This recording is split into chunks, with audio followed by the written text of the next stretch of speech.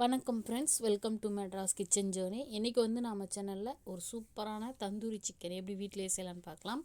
பார்த்துட்டு உங்களுக்கு பிடிச்சா மறக்காமல் லைக் அண்ட் சப்ஸ்கிரைப் பண்ணுங்கள். கூட பெல் ஐக்கானையும் கிளிக் பண்ணி உங்களோட சப்போர்ட்டை சேனலுக்கு தெரிவிங்க. இப்போ ஃபஸ்ட்டு வந்துட்டு நம்ம தந்தூரி சிக்கன் செய்கிறதுக்கு நான் வந்துட்டு மொத்தம் 4 பீஸ் எடுத்திருக்கேன், தொடை பீஸாக. அதுக்கு வந்துட்டு 15 காஞ்ச மிளகாய் போல் எடுத்து தண்ணியில் வந்து ஊற வச்சுக்கலாங்க.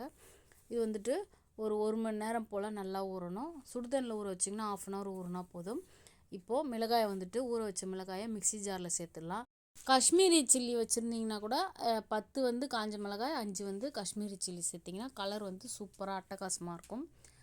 இப்போது பூண்டு வந்து சேர்த்துக்கலாம். ஒரு முழு பூண்டு உரித்து சேர்த்துருக்கேன். அதுக்கப்புறமா இஞ்சி கொஞ்சம் சின்னதாக நறுக்கி சேர்த்துருக்கேன். 1.5 டீஸ்பூன் அளவுக்கு மிளகு, அதுக்கப்புறம் 1/2 ஸ்பூன் போல் மஞ்சள் தூள், உப்பு வந்துட்டு 1.5 ஸ்பூன் அளவுக்கு சால்ட் சேர்த்துக்கலாங்க. அதுக்கப்புறமும் கூடவே வந்துட்டு லெமன் வந்துட்டு 1.5 லெமன் வந்துட்டு பிழிஞ்சு விட்டுக்கலாம். நீங்கள் வந்துட்டு சிக்கன் எந்த அளவுக்கு எடுக்கிறீங்களோ அந்த அளவுக்கு வந்துட்டு இந்த பூண்டு மிளகாய் இந்த குவான்டிட்டிலாம் வந்துட்டு ஏற்றவோ இறக்கவோ செஞ்சுக்கலாம். இப்போது லெமன் வந்துட்டு நல்லா பிழிஞ்சாச்சு. அதுக்கப்புறமா கூட வந்துட்டு இதை அரைப்படுறதுக்காக கொஞ்சமாக தண்ணி விட்டுக்கலாம், ரொம்ப வேண்டாம். கொஞ்சமாக தண்ணி விட்டு ஃபஸ்ட்டு வந்துட்டு அரைச்சிட்டு வந்துடலாம். இப்போ பாருங்கள், இந்த அளவுக்கு கொஞ்சம் குறைன்னு அரைச்சாச்சு. இப்போது இதில் வந்துட்டு நம்ம எண்ணெய் சேர்த்துக்கலாங்க. எண்ணெய் வந்துட்டு ஒரு 1லேருந்து 1.25 குழிக்கரண்டி அளவுக்கு சேர்த்திங்கன்னா கரெக்டாக இருக்கும். இப்போது இதில் வந்து தயிர், கெட்டி தயிர் வந்துட்டு சேர்த்துக்கலாம். நான் வந்து 1/4 கப் அளவுக்கு கெட்டி தயிர் சேர்க்குறேன். தயிர் வந்துட்டு ரொம்ப புளிப்பாக இருக்கக்கூடாது, மீடியம் புளிப்பு இருக்கணும். ரொம்ப புளிப்பாக இருந்ததுன்னா சிக்கனில் வந்து அந்த புளிப்பு ஏறிடும்.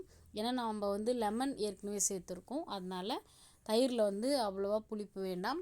இப்போ வந்து ஃபுல்லாக மூடி நல்லா வந்து மைய அரைச்சிடலாம். பாருங்கள், இது எல்லாமே சேர்ந்து நல்லா வந்துட்டு மைய அரைஞ்சிருக்கு. நான் வந்து உங்களுக்கு எடுத்து காமிக்கிறேன் பாருங்கள், இந்த அளவுக்கு நல்லா மைய இருக்கணும்.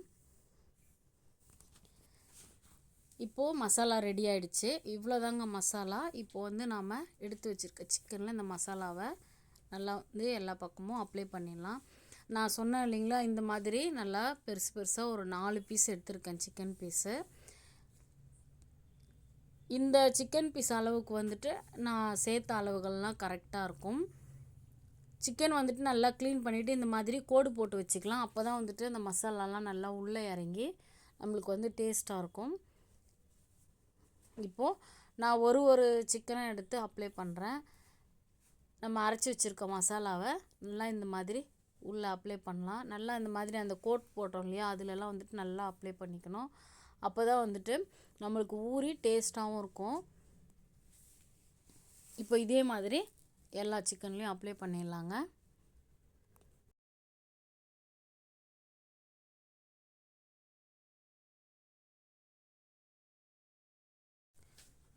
பாருங்கள், இது வந்து அப்ளை பண்ணியாச்சு. இதே மாதிரி எல்லாத்தையும் பண்ணிடலாம்.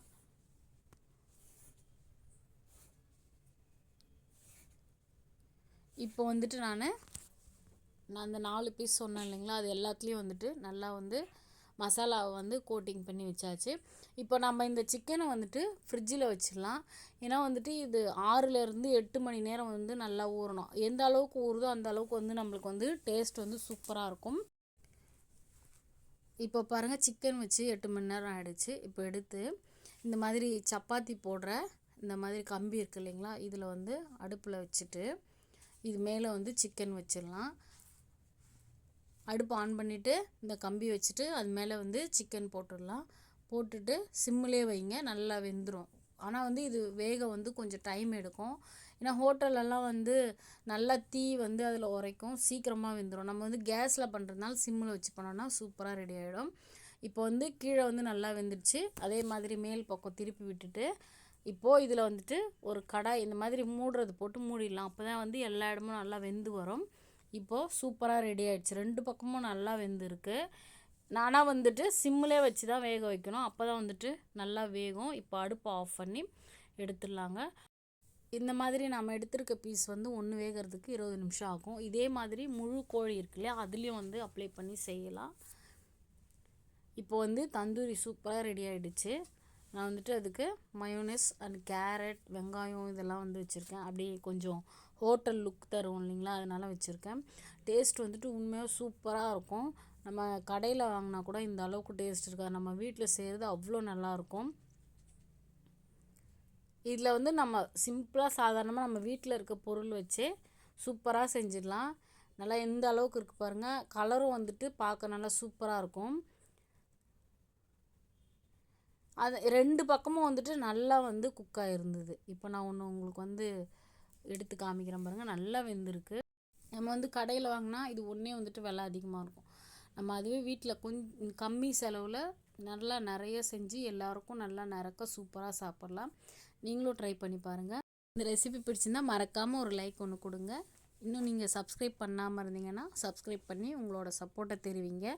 கூடவே பெல் ஐக்கானையும் கிளிக் பண்ணிக்கோங்க. நன்றி, வணக்கம்.